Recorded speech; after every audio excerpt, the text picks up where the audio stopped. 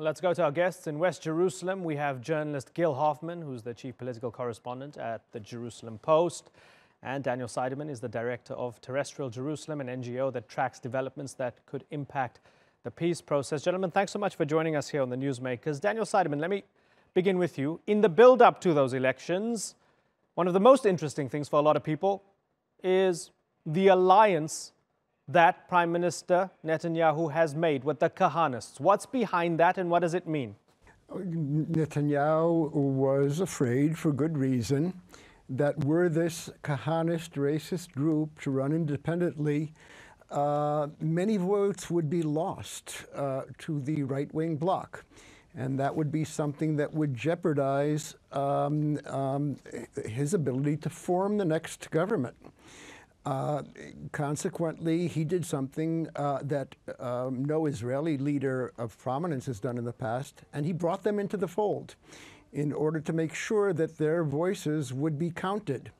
And I believe Israel is paying a very heavy price for that in the legitimization of positions, policies, expressions that were anathema to most of Israeli society in the past.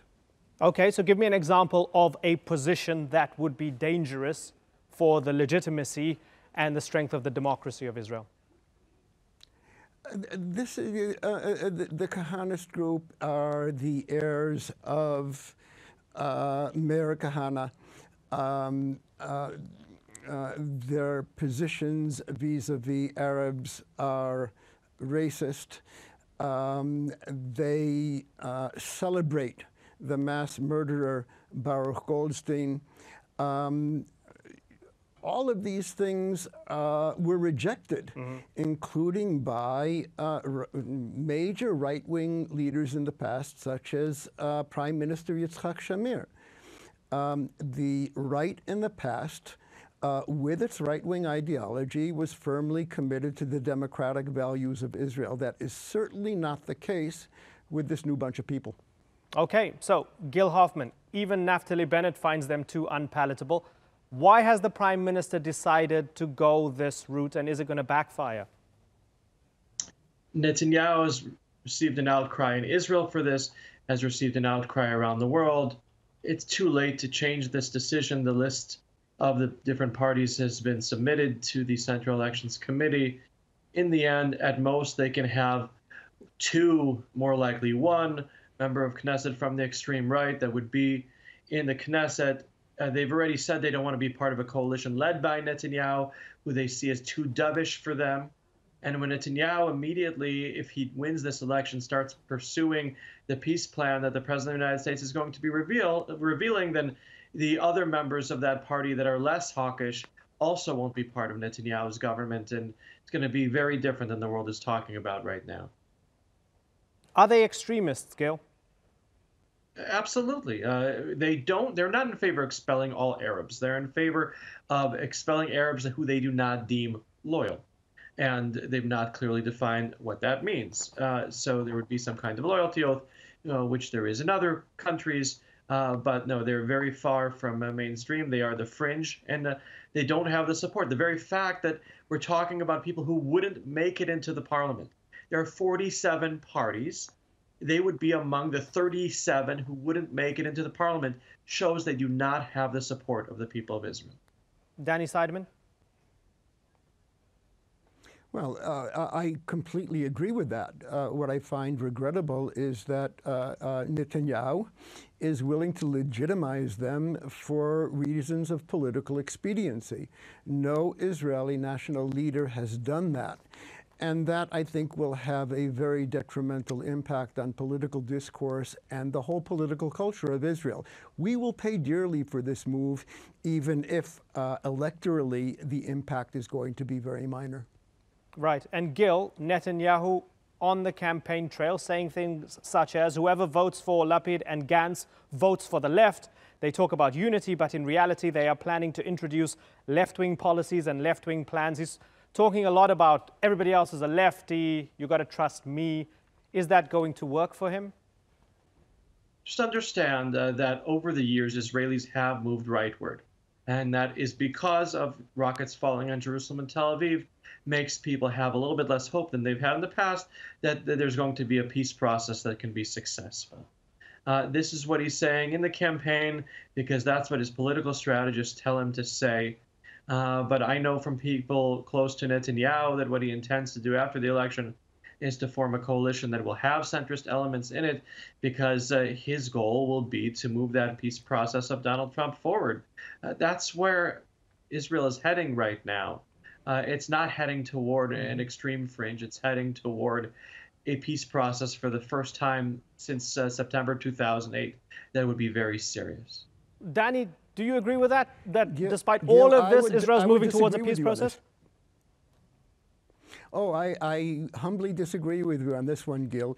I think Netanyahu's goal is one, and it has absolutely nothing to do with the peace process, and that is to remain prime minister under indictment.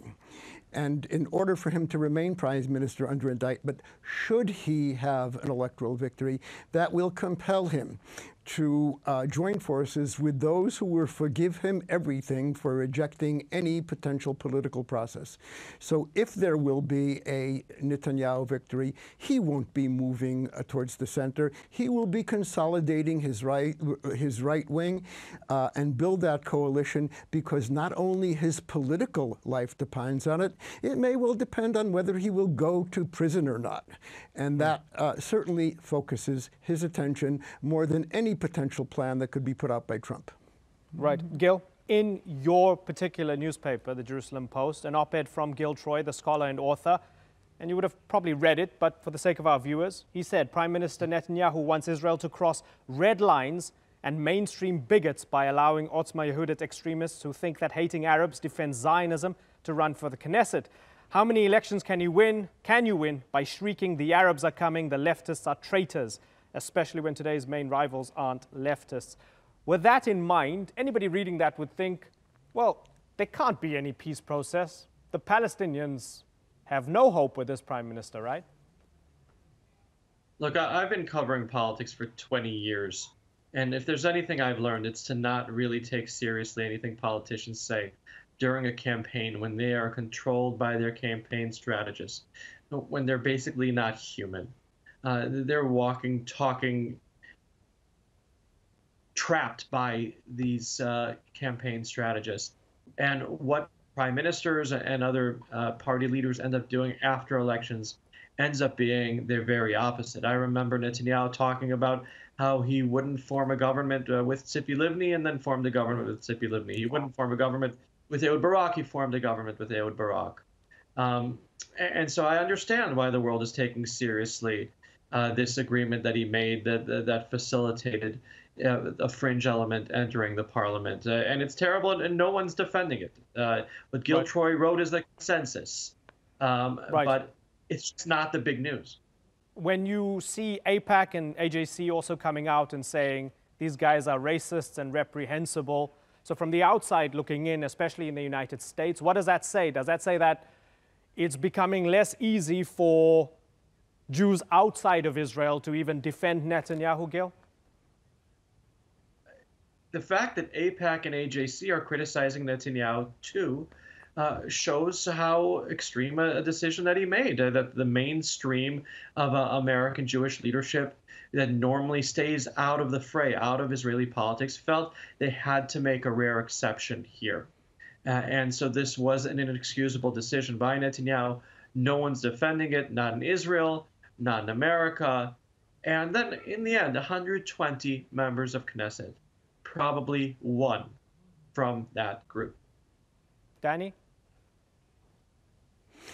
Once again, I beg to disagree. I think it goes well beyond electioneering. Netanyahu is pivoting in Israel in the direction, turning us into a wholly owned subsidiary of the ideological right and the more extreme elements in the ideological right. This is something that preceded this election campaign. There is very little that Netanyahu will not do in order to remain prime minister under indictment, that will be guiding him, and he will be moving in that direction afterwards. These are not routine elections, Gil. I would agree with you under normal circumstances. These are anything but normal circumstances. In all likelihood, tomorrow there will be an announcement about the indictment of our sitting prime minister for very serious crimes, and that changes everything. Gil? On that, he's right. These allegations against the prime minister are very serious. He's going to be under an indictment pending a hearing. And what this could do is this could make Netanyahu lose a lot of the support within the Israeli center. We have more of a challenge to Netanyahu than there's ever been right now, with Benny Gantz, a former chief of staff of the IDF, who is a security figure who can make Israelis feel safe on the security issue, which is the issue that Israelis traditionally vote on more than any other issue. The polls last week found that Gantz's party had 36 seats compared to Netanyahu's, Likud with 26 seats. And if Gantz is able to then take this indictment and build on it, then you have real momentum going for him that can spiral out of control between now and April 9th. So, Danny, is Gantz the answer, or is the left the answer? Because the left seems to be dead. As a member of the left, I would have to agree that we're not dead, but we're certainly decimated. This is not going to be a left-wing government. At most, it will be the pragmatic right under Gantz, which is a possibility. I'm not quite sure if it's a likelihood. This is three-dimensional chess, and I think all bets are off. It is possible, should Gantz be elected, that we will be entering the post-Netanyahu era. The left will have some certain marginal impact on policy, both foreign and domestic.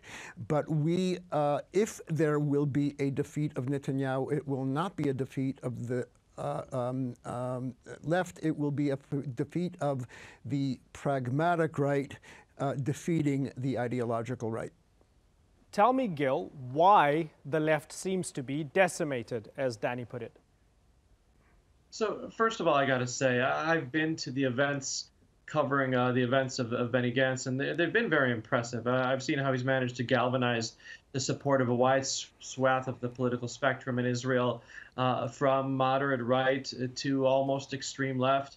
The Israeli left has been harmed by there being peace processes that were not successful, by the Palestinian leadership missing tremendous opportunities, especially September 2008, when the Prime Minister of Israel, Ehud Olmert, offered them 100% of the West Bank with land swaps, a Palestinian capital in Jerusalem, which is, of course, Danny's expertise, and thousands of refugees coming into the final borders of the State of Israel alongside a Palestinian state with unlimited refugees.